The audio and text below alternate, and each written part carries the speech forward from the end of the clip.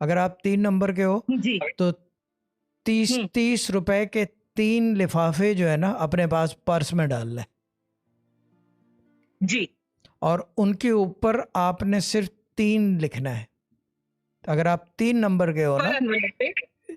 3 हाँ, लिफाफे लें हर खाली, एनवेलप। और एनवेलोप के ऊपर हाँ। एक लफ्ज ना लिखा हुआ हो, टोटल वाइट क्लियर एनवेलोप्स हो।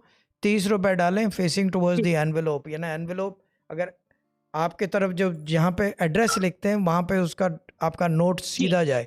10 20 30, 10 जी। 20 30, 3 एनवेलोप बना लें और उसके ऊपर सिर्फ 3 का फिगर लिख दें ऊपर, 3 in digits, not in alphabets, in digits. 3 लिख दें और अपने पर्स में डाल दें, तो आप हैरान रह जाओगे कि क्या होगा, क्योंकि 3 नंबर के हो।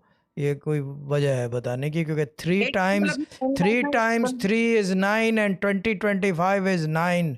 ठीक है ना, बहुत सारी चीज़ें ऐसी छोटी छोटी आ रही हैं, इन्हीं कॉलर्स के अंदर से निकलेंगी। So make sure everyone watches Sufi Garden channel.